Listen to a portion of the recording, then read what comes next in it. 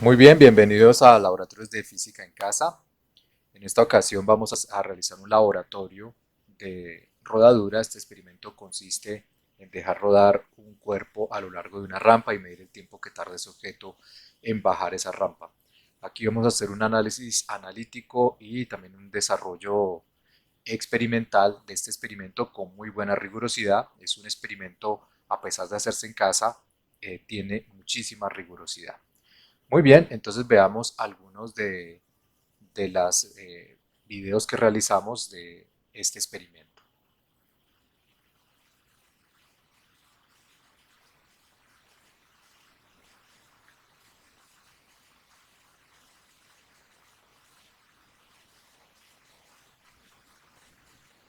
Muy bien, comencemos. Bueno, los materiales que usamos en este caso, aquí los vamos a ilustrar. Estos son los materiales que usamos. Allí pues tenemos una tabla. eh, Esta es una tabla que podemos conseguir fácilmente. Se pueden usar no necesariamente una tabla como esta, sino diferentes tipos de tabla, lo que uno encuentre en casa. Eventualmente un vidrio o eventualmente también se puede usar, por ejemplo, una mesa y colocarle algo en la mesa para que quede inclinada un poco.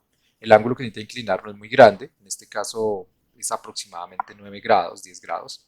Entonces desnivelar un poco la mesa y se consigue la superficie, no necesariamente tiene que ser una tabla.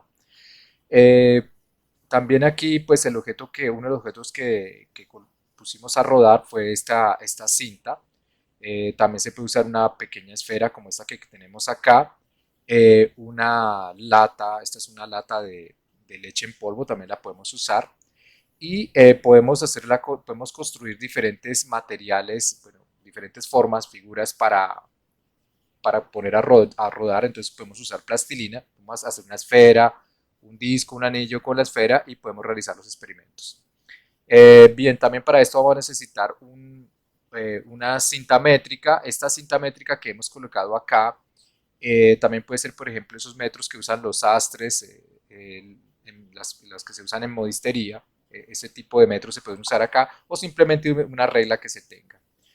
También se puede usar una escuadra para medir las alturas de la inclinación, para determinar la inclinación de la tabla.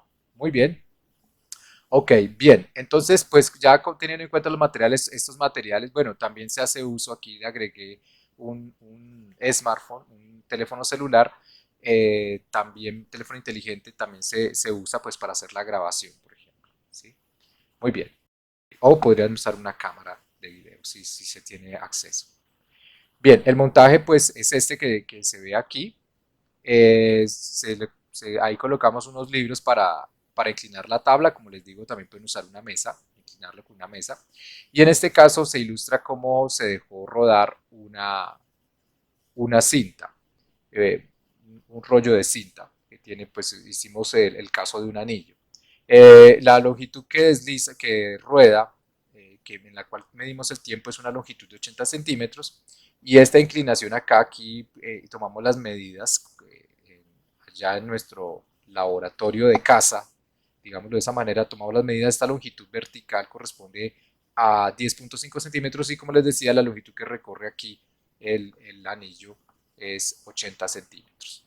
Bien, entonces ya este es el montaje experimental y entonces ahora vamos a proceder al análisis teórico de ese montaje experimental. Bien, y esto después vamos a los datos experimentales. Entonces esto está representando el anillo. También pueden colocar una esfera, un disco, etcétera. Entonces aquí he colocado un anillo y ese anillo está colocado sobre una superficie y esa superficie es una superficie inclinada. Entonces aquí lo voy a colocar. Esta es la superficie inclinada o, si quieren, podemos hacerlo directamente allá del esquema. Muy bien, de la imagen del laboratorio. Entonces aquí estoy simplemente trazando el esquema y este es el ángulo que aparecen allí, que ven como teta. Simplemente estoy haciendo el esquema de lo que tenemos allí para hacer la gráfica. Déjenme copiar el ángulo. Aquí lo tengo. Ok, ahí está. Este es el ángulo. Este sería el ángulo teta. Muy bien. Ok, entonces las fuerzas que están actuando, vamos a hacer el desarrollo. El objetivo aquí va a ser calcular el tiempo que tarda en deslizarse, ¿sí? El tiempo que tarda en deslizar, que tarda en rodar, perdón, que tarda en rodar este anillo, este aro, estos 80 centímetros. Bien, ese es el objetivo, hallar ese tiempo. Eso es lo que vamos a calcular. Entonces, para esto vamos a hacer el cálculo de la aceleración y con la aceleración y cinemática hacemos el cálculo del tiempo. Entonces, una de las fuerzas que está actuando para determinar la aceleración, vamos a hacer uso de torques y para los torques necesitamos las fuerzas. Entonces, una de las fuerzas que está actuando es el peso. Esta fuerza, la que estoy indicando aquí con, esta, con este vector rojo, ese es el peso. Otra fuerza que está actuando corresponde a la normal. La normal es una fuerza que ejerce la superficie en contacto con este aro, en este caso, o una esfera, según sea el caso. Esa es la fuerza normal y también está presente otra fuerza que llamamos la fuerza de rozamiento, que es la componente tangencial de la fuerza de contacto. Esa fuerza de rozamiento en este caso va en esta dirección. Y esos corresponden a las fuerzas que están actuando sobre ese aro. Bien, entonces aquí, para hacer el cálculo de torques, entonces vamos a escribir aquí esas fuerzas. Entonces, la fuerza peso, déjenme aquí cambiarle esto, ok, déjenme dejarlo acá. Esta es la fuerza peso,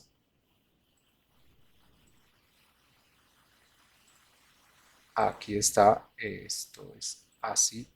La fuerza peso es una fuerza que ejerce la Tierra sobre ese aro, vamos a llamarlo aro, más, bueno, esa es otra, bueno, por ahora no vamos a hacer la suma de fuerzas, sino vamos a indicar eh, las fuerzas que están actuando, ¿ok?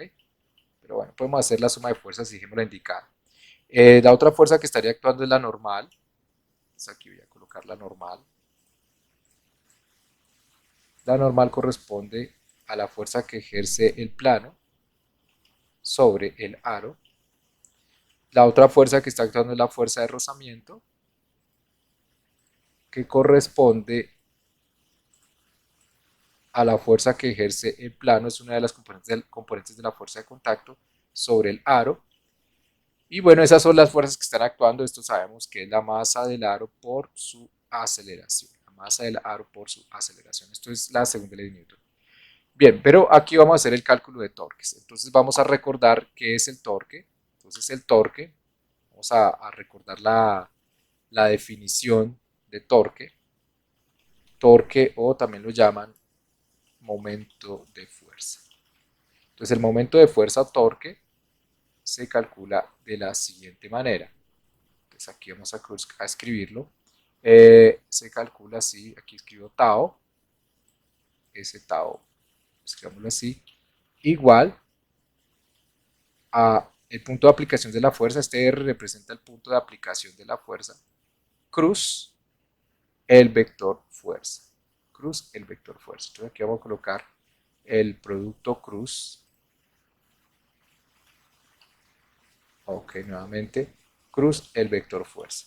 Bien, ese es el momento de fuerza o torque. Bien, ok, ya tenemos esto. Entonces, para cada uno de estos vamos a hacer ese cálculo. Entonces, para hacer el cálculo de los torques, entonces este R está indicando el punto de aplicación de la fuerza. El punto donde la fuerza se considera que es aplicada. Y F pues la fuerza.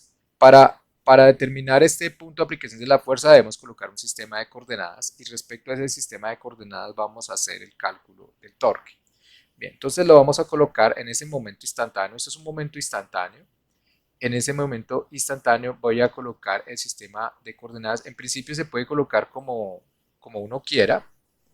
Voy a colocarlo así y voy a ponerle este color azul a ese sistema de coordenadas. Así.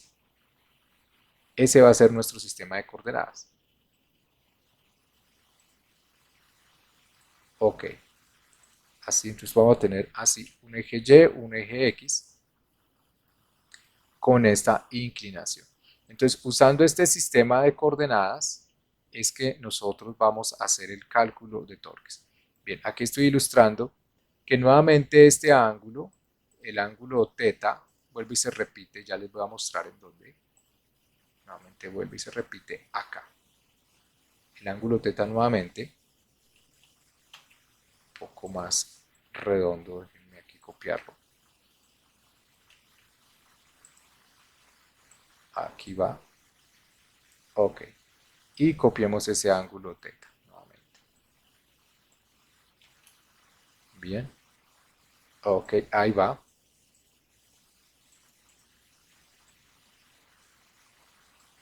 ahí está el ángulo teta nuevamente, ese es el ángulo teta, bien, ok. Bien, ¿cuál es el vector R? Entonces, si colocamos así el origen de coordenadas, entonces el vector R lo voy a pintar en amarillo, voy a ver si se nota, si no, pues cambio el color. Entonces, el vector aquí, con respecto a este punto, es que indicamos las posiciones de todas las partículas, cuerpos y puntos de aplicación de la fuerza. Bien, en el caso de la fuerza de rozamiento, pues está siendo aplicada en el origen. Bien, al igual que normal.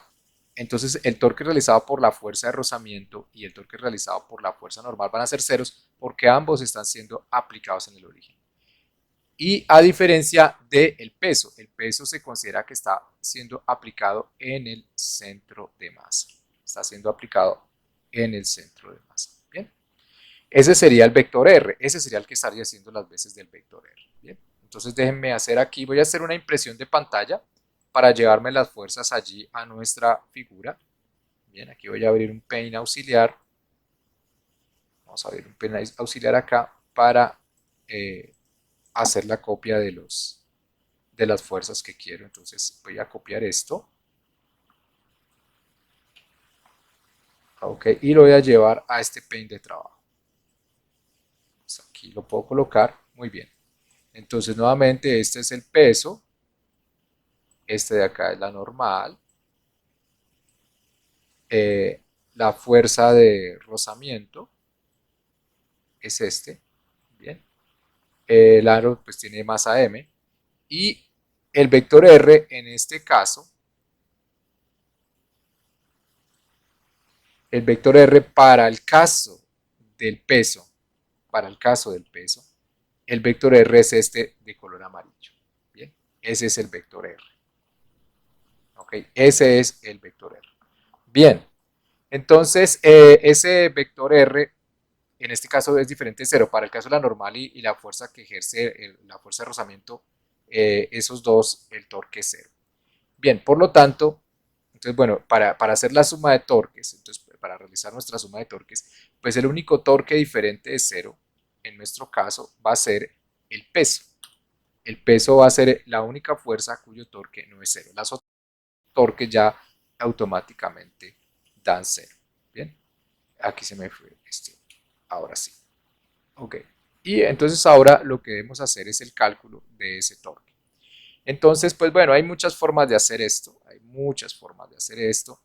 Entonces, pues voy a escribir una de tantas posibilidades de calcular torques. Entonces, una de las posibilidades de calcular torque, pues voy a escribir estos vectores, el vector R y el vector peso, en términos de sus componentes cartesianas. ¿Sí? Entonces, es lo que voy a hacer y de esa manera voy a calcularlo. Insisto, hay muchas formas de hacer esto. Entonces, yo lo voy a hacer de esa manera. Entonces, en el caso del vector R, el radio, ese radio del vector R, voy a llamarlo por ahora R, ¿sí? El radio de este anillo, por ahora lo voy a llamar R, es decir, voy a ponerlo aquí en rosa, voy a indicar con esto el radio, el radio de este disco, de este anillo, de lo que esté acá girando, ese radio lo voy a llamar R mayúscula, ¿bien? Ese radio. Por lo tanto, este R amarillo tiene longitud R mayúscula. Ahora, ese R amarillo va apuntando en dirección J, entonces es el vector R en dirección J. Bien, y nos quedaría pues de esta manera. Entonces aquí le vamos a agregar este gorro. Bien. Y ahora vamos con el peso. La magnitud del peso en este caso es la masa del aro o el anillo, lo que se esté descendiendo. Aquí dijimos que era un aro, pero en general esto nos puede servir para esfera, para disco, etc. Masa por gravedad y el peso, en este caso, en ese sistema de coordenadas cartesiano que tenemos acá, pues tiene componentes cartesianas. Entonces aquí voy a indicar sus componentes cartesianas en morado. Entonces aquí las estoy dibujando. Esta es una. Ok, esta sería su componente X, que está opuesta al ángulo. Y esta de acá sería su componente Y. Miren la componente Y, que es adyacente al ángulo. ¿Bien? Entonces, la componente que es opuesta sería la hipotenusa por el seno de teta, me da lo opuesto. Entonces, esto lo puedo escribir así. Hipotenusa por el seno del ángulo, hipotenusa por el seno del ángulo, me da el lado opuesto, que sería la componente I de la fuerza peso. Entonces lo que estoy colocando allí, es la componente X, es decir, estoy simplemente colocando esta parte de acá. Ahora esta componente es adyacente, va en dirección menos J, esa componente la calculamos como mg coseno de teta, y esa va en dirección menos J. Entonces aquí lo vamos a agregar, dirección menos J. Bien, ok, y el paso siguiente pues es realizar el producto cruz entre estos términos que aparecen acá. Entonces distribuyo, entonces este término que tengo acá lo voy a distribuir, entonces hago el producto cruz acá, ok, y realizo el producto cruz acá. Muy bien.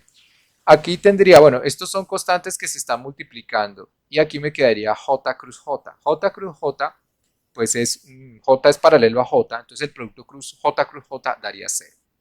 Bien, y el resultado entonces de esto sería entonces, bueno, este ya sabemos que da 0, desaparece, ¿ok?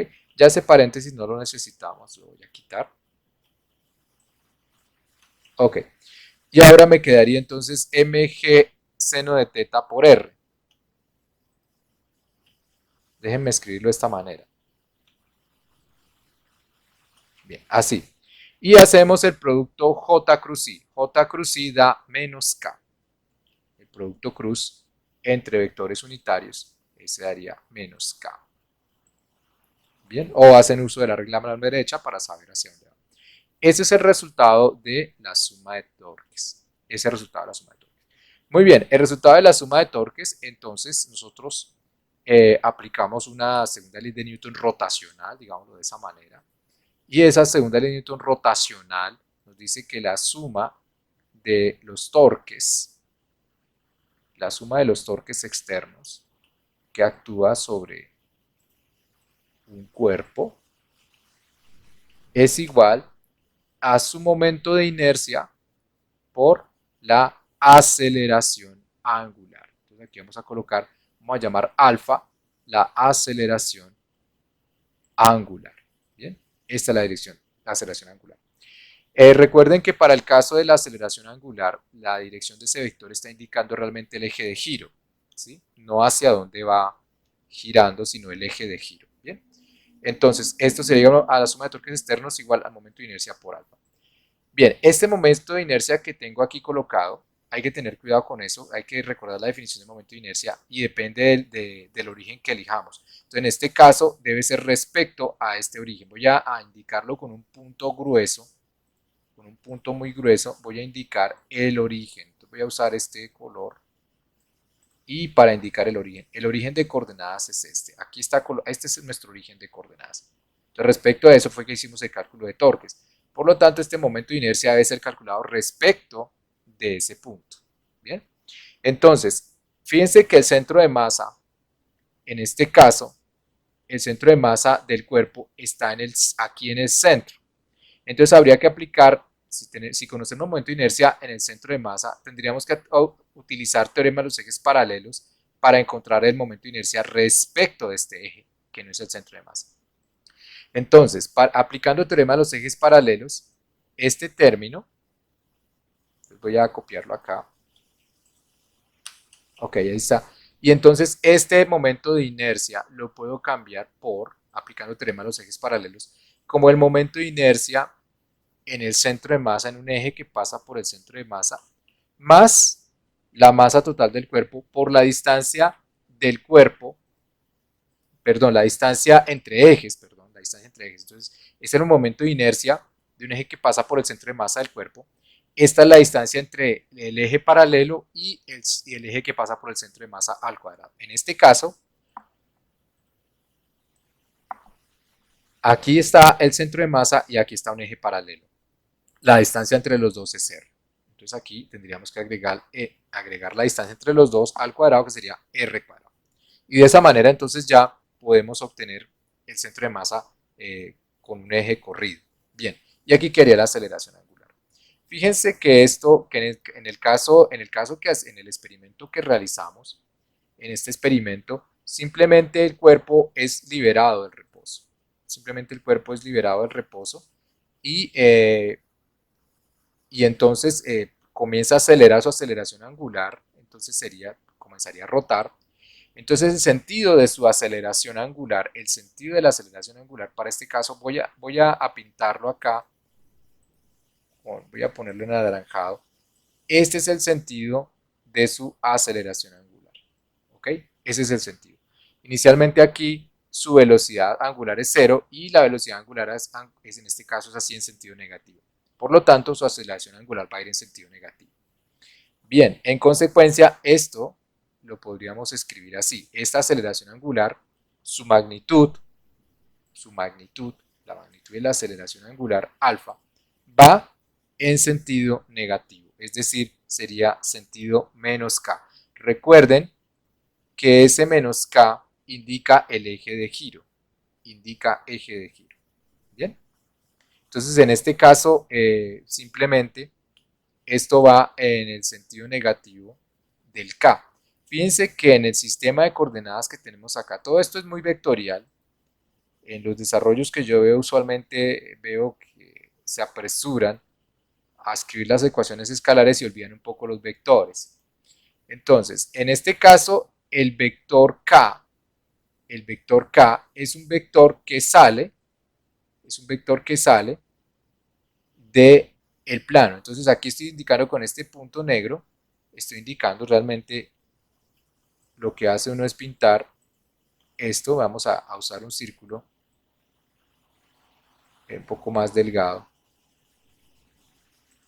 y con un punto en el centro, y esto nos indica que el vector está saliendo del plano, es decir, está saliendo de la pantalla, ¿sí? Ese es el vector k.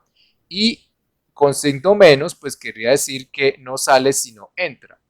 Esto significaría que iría entrando el vector menos k, iría entrando al plano, entra a la pantalla.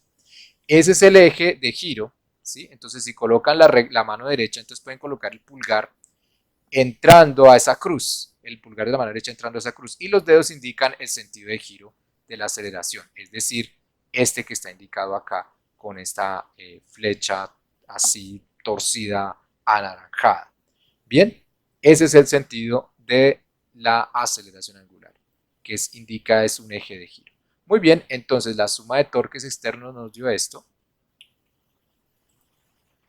Ahí está. Y es igual a esta expresión que tenemos acá. ¿Bien? Ahí la tenemos. Ese sería el resultado. Bien, en ambos lados tenemos menos k, quiere decir que esto de acá es igual pues a este término de acá. Lo demás es menos k, ¿no? Menos k es igual a menos k. Entonces nos queda que este término es exactamente a este. Bien, ok.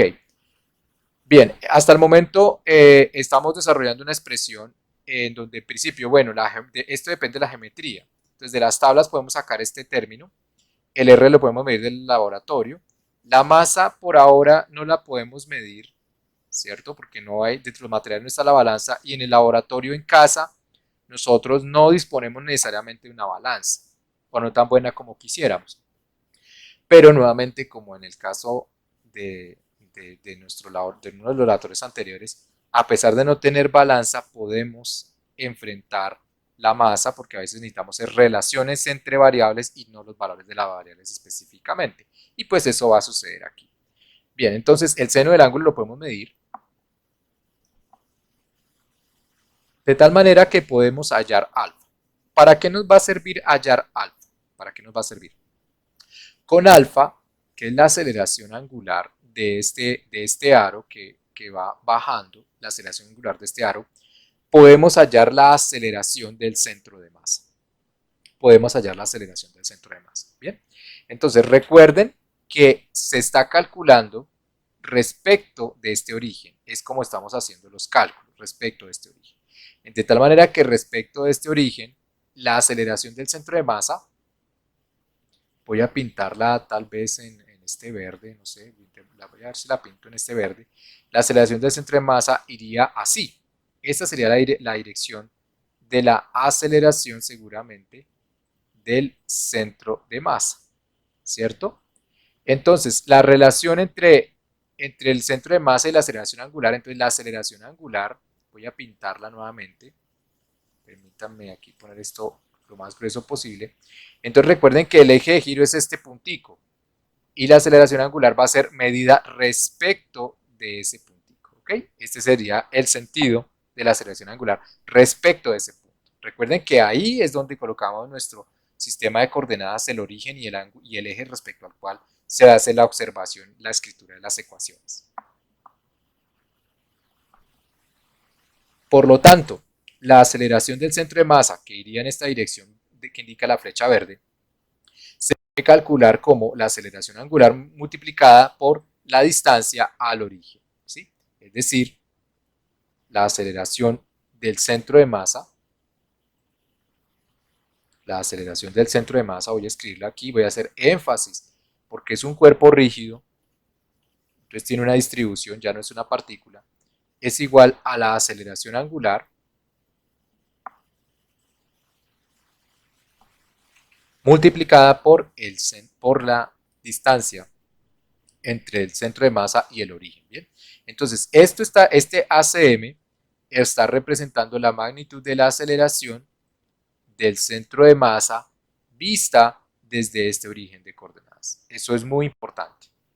¿Sí? Eso es muy importante entender esto.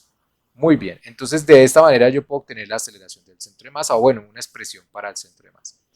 Bien, entonces de acá despejo alfa, entonces voy a despejar alfa, divido ambos lados por este término, déjenme dividir ambos lados, aquí lo estoy haciendo.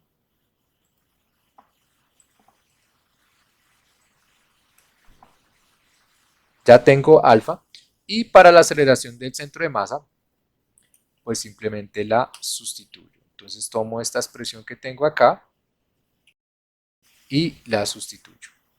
Y aquí entonces me quedaría simplemente multiplicado r por r y nos daría entonces r al cuadrado. Bien, r al cuadrado. Ya hicimos esa multiplicación. Muy bien. Ok, ahora fíjense que aquí aparece mr cuadrado. Mr cuadrado.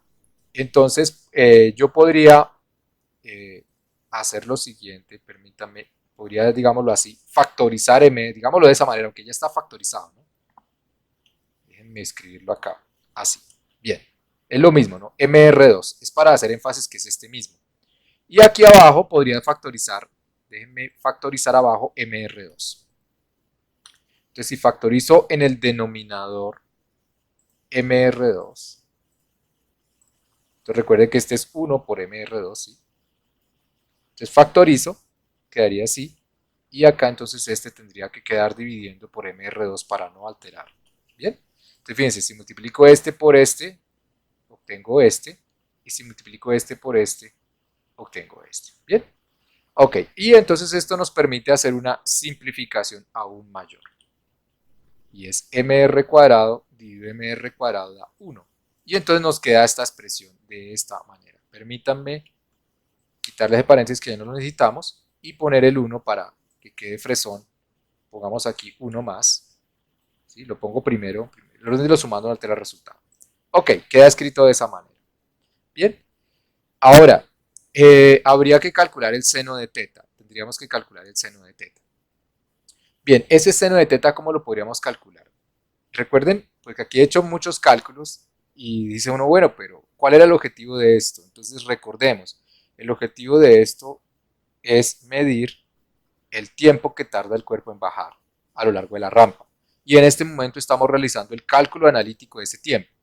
Entonces, calculo la aceleración y con cinemática calculo el tiempo. Bien, entonces, por ahora viene el cálculo de aceleración. Entonces, seno de teta yo lo puedo calcular en el laboratorio. Entonces, volvamos al montaje del laboratorio. Y el seno de teta, fíjense en el ángulo. Entonces, es la hipotenusa, todo este triángulo, es la hipotenusa dividido el lado opuesto. Es decir, que sería S, que es esta longitud, que es el lado opuesto, dividido la hipotenusa, que es esta de acá, sería 80, sería 10.5 dividido 80. Voy a dejar S sobre H, pero ya sabemos que S y H los conocemos. Entonces este término de acá yo lo podría escribir como S dividido H mayúscula. Déjenme escribirlo así. O si quieren, bueno, déjenlo a este lado, H mayúscula. Entonces, S dividido H es seno de teta. Bien. Y entonces fíjense que todos estos son datos que yo puedo medir en el laboratorio. Este lo puedo sacar por tablas. Bien, lo podrías sacar por tablas. Recuerden que este R es medido desde el origen hasta el centro de masa. Bien. Ok, hasta ahí vamos con esto. Bien, ahora entonces vamos para el caso, ya tenemos la manera de calcular la aceleración. Ya tenemos la manera de calcular la aceleración. Bien. Ok, entonces, esta parte es importantísima. Si dependiendo de lo que nosotros estemos liberando, entonces aquí iría el momento de inercia, por ejemplo, de una esfera, o iría el momento de inercia de un aro, o iría el momento de inercia de un disco, etcétera, etcétera. Depende de lo que nosotros estemos liberando acá, entonces hacemos el reemplazo para tener en cuenta. Bien, entonces hacemos el reemplazo, hacemos las operaciones y ya nos queda la aceleración del centro de masa. Bien, ok. Ahora entonces podemos usar cinemática. ¿Para qué usamos la cinemática? Pues en este caso es un movimiento con aceleración constante, ¿sí? Volvamos a la expresión que obtuvimos. Estos son constantes, estos no dependen del tiempo, dependen de la geometría, pero no dependen del tiempo. Por lo tanto, es un movimiento con aceleración constante y le puedo aplicar eh, la expresión del vector posición en función del tiempo para el caso de aceleración constante. ¿Bien?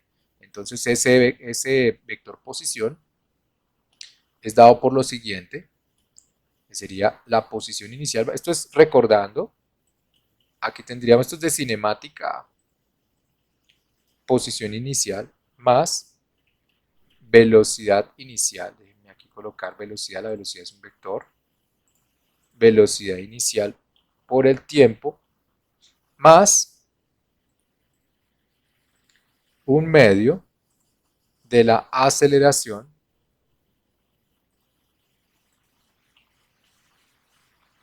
por el tiempo al cuadrado. Bien, ok, de ahí tenemos el término de aceleración.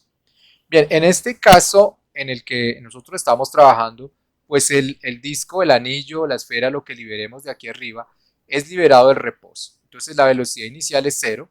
Bien, entonces nosotros podemos colocar un sistema de coordenadas, aquí está, entonces colocamos el sistema de coordenadas de tal manera que el anillo es liberado, o la esfera, etcétera, es liberada desde el origen de coordenadas, ¿sí? Es decir, desde el inicio. Acá esto lo colocamos en el origen de coordenadas, es donde lo liberamos del reposo. Por lo tanto, la posición inicial sería 0. Como se libera del reposo, perdón, usé la tecla que no era. Ya, la posición inicial es 0. Ahora, si se libera el reposo, la velocidad inicial es 0 y este término desaparece. Bien. Y nos quedaría esta expresión que tenemos aquí, que nos daría la posición después de t segundos. Bien. Esta A correspondería a la magnitud de la aceleración de centro de masa. Muy bien. Entonces, después de t segundos, entonces vamos a decir, bueno, en este sistema de coordenadas, fíjense, en este sistema de coordenadas, pues voy a indicarlo de pronto con este verde como fosforescente. Entonces, inicialmente estaba acá y después baja hasta la parte inferior, recorriendo una longitud d. Entonces inicialmente está acá, posición 0, y finalmente llega aquí, al final de su trayecto, que sería cuando ha bajado una longitud h de 80 centímetros. Bien, y fíjense cómo está colocado ese sistema de coordenadas. Entonces queda a lo largo del eje X. Entonces al final su posición va a ser h en dirección Y en ese sistema de coordenadas. Bien, y la aceleración es esta. La magnitud de la aceleración, y esa aceleración en dirección Y va hacia abajo del plano. Bien, ¿qué es este? Déjenme mostrarles nuevamente. Pues es esta flecha verde que he pintado acá, va en dirección Y, es decir, hacia abajo del plano. Bien, ok, sigamos. Por lo tanto, bueno, ambos están en I. Miren, esta es la componente y voy a moverla. Perdón, me equivoqué de comando. Este es I. Ok, ahí está. Por lo tanto, quiere decir que esta H, I es igual a I, y nos queda que los coeficientes, estos dos, son iguales. Ok, muy bien. Ahora entonces queremos hallar el tiempo. Entonces despejemos el tiempo. Entonces multiplico por 2, 2 de 2 da 1, y 1 ACM es ACM. ¿Bien? Y ahora divido ambos lados por ACM. Entonces voy a dividir ambos lados, aquí daría 1, y aquí quedaría la división. ¿Bien?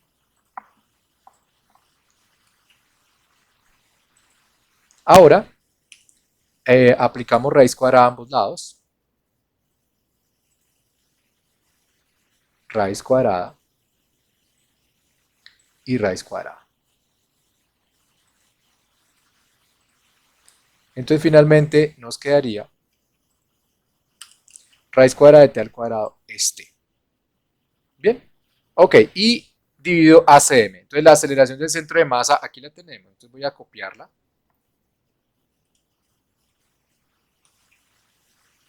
Y la tengo que sustituir. Bueno, aquí vamos a hacer eso abajo. Voy a hacerlo aquí abajo, permítanme. Esta T es lo mismo que a ponerla a este lado, ¿no? Es lo mismo. Aunque así es más cómodo para trabajar ahorita. Bien, ahora sustituyo la aceleración del centro de masa. Mírenla. Bueno, aquí sería,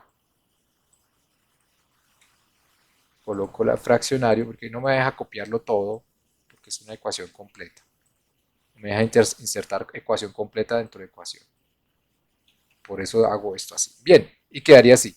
Y esto es lo mismo que estar sobre 1. Y hago producto extremos y medios. Producto extremos y medios, entonces me daría extremos, multiplico los extremos. Ahí está. Y multiplico los medios.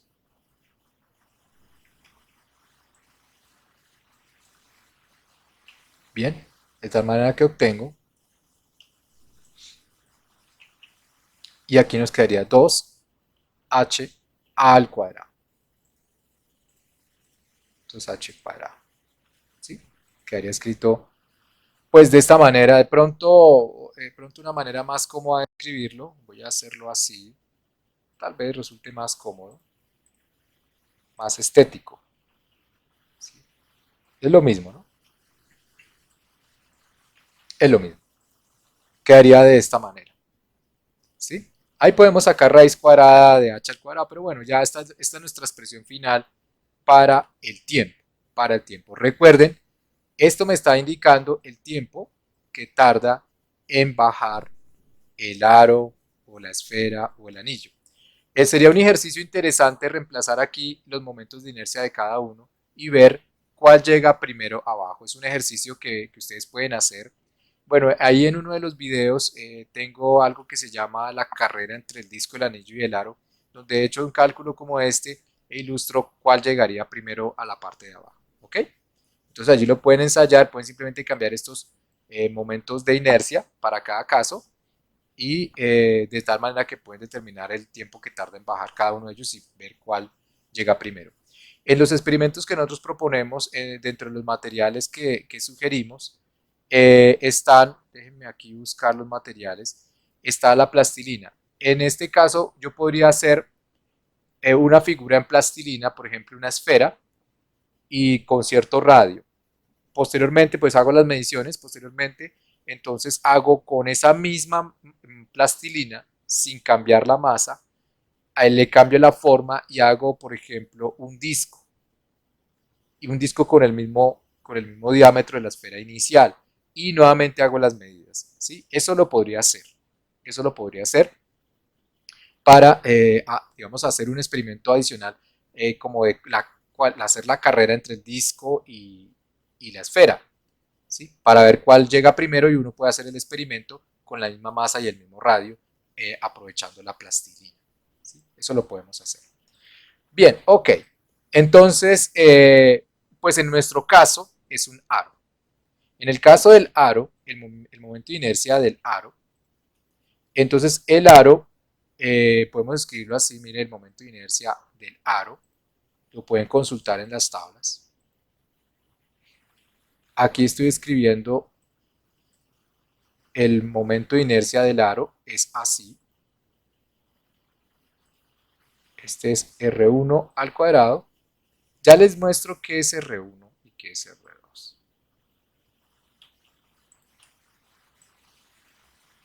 Esta sería la expresión.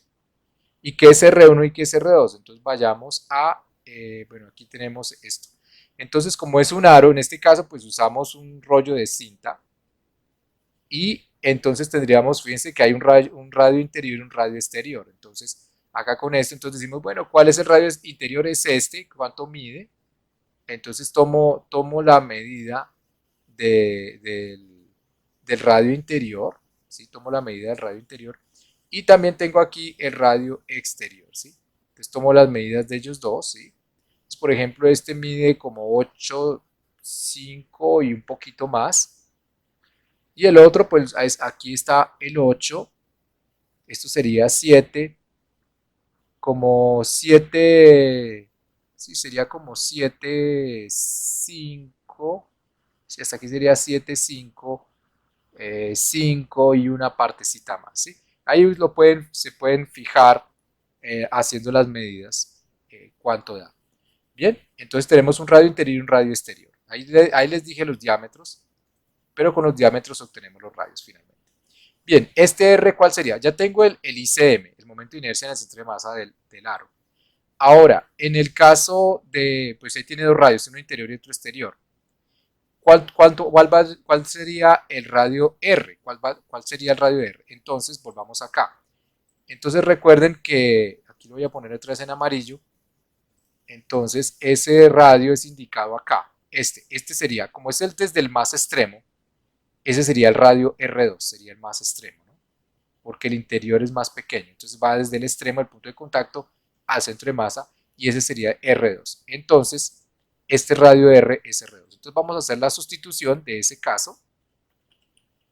Entonces sustituyo este momento de inercia del centro de masa aquí, ahí está. Y el R2, en este caso el R es R2. Entonces voy a copiar este y lo coloco acá.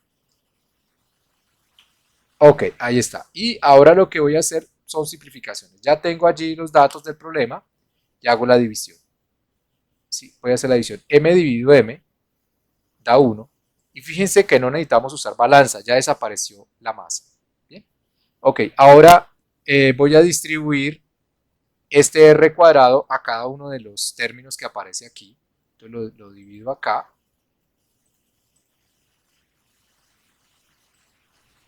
Ok, y acá también. Bien, de tal manera que obtenemos esta expresión que tenemos acá. Vamos a seguir simplificando. Y R2 dividido R2 da 1. Usualmente el 1 uno lo pone de primeras. ¿Sí? Yo lo puse a este lado, pero es lo mismo, ¿no? Siempre orden de los humanos va a tener resultado. Y aquí queda R1 sobre R2 al cuadrado ambos. Entonces voy a escribirlo de la siguiente manera, que me parece más cómodo. Quedaría R1 dividido R2. ¿Bien? Y este término al cuadrado. Bien, quedó así. Sigo haciendo operaciones. Sigo haciendo operaciones. Y bueno, entonces este un medio lo multiplico acá. Lo multiplico acá. Bien, ya no necesito ese paréntesis. Esto ya es una mera simplificación, ¿no? Y aquí me quedaría 1 más un medio. Entonces da 3 medios. Bien, daría 3 medios. Bien, y podríamos entonces multiplicar por este 2, ¿no? Podríamos multiplicar por este 2. Aquí quedaría un 3 y aquí quedaría 1. Y 1 por esto, entonces quedaría algo como esto. Bien, quedaría algo así. Muy bien, esta sería la expresión final para el tiempo, para el tiempo. Entonces ya lo que viene, fíjense que queda en términos de todos los datos del problema. He hecho las sustituciones, de tal manera que pues esta es la longitud que recorre el, el, el aro, en este caso un rollo de cinta, esta es la gravedad, este es la altura a la cual está inclinada la tabla, pues estos son tres, radio interior, radio exterior, que los puedo medir, pero medí los diámetros, ¿no? Mire, si yo multiplico aquí por 2 y aquí por 2, no altero porque 2 y 2 es 1. Entonces aquí puedo colocar perfectamente la relación de los diámetros, sin ningún problema. Bien. Ok, pero si no sienten cómodos, pues lo pueden dejar sin el 2. Pero 2R1 sobre 2R2 es lo mismo que R1 sobre R2, porque este 2 y este 2 se van. Entonces, esto lo mido en el laboratorio, 2R1 y 2R2 lo mido en el laboratorio, que es lo que tenemos en esta imagen. Ahí estoy mostrando cómo medir R1 y R2 en el interior. Muy bien, entonces aquí están los datos experimentales más abajo. Aquí aparece en esta tabla, muy bien, muy bonita, muy elaborada, así, muy bonita. Entonces aquí aparece H, que corresponde a 80 centímetros, S, que es 10.5 centímetros, 2R1, que nos dio 7.55. Aquí le agrego un decimal más, como una apreciación de otra cifra decimal, asumiendo que es un poco más o sea, no es exactamente cero, ¿sí? Volvamos aquí a la figura. Hay unos videos de teoría de errores con los cuales yo explico por qué hago eso, ¿sí? Pero en realidad, fíjense que aquí, en este caso, fíjense, en este caso, que queda un poco más, aquí no está el cero, pero está un poquito más corrido, es un poco más no alcanza a ser un milímetro, es un poco más, entonces uno le da la apreciación, que es realmente una interpolación visual lo que uno hace. Allá en los videos de teoría de errores yo explico cómo se puede hacer esto, y ahí uno le agrega una cifra decimal más, simplemente por interpolación visual, ¿bien? Pero no quiere decir que la regla tenga una cifra decimal más, ¿ok? Pero esto es correcto hacerlo. Bien, ahí están todos los datos experimentales, estos de acá, y este es el dato que nosotros medimos usando el video. Entonces acá tenemos el video, entonces voy a colocarlo, este video, lo voy a dejar allí, que se repita, ¿ok? Y usé una aplicación de internet, en internet, donde aquí arriba ustedes ven que mide tiempos.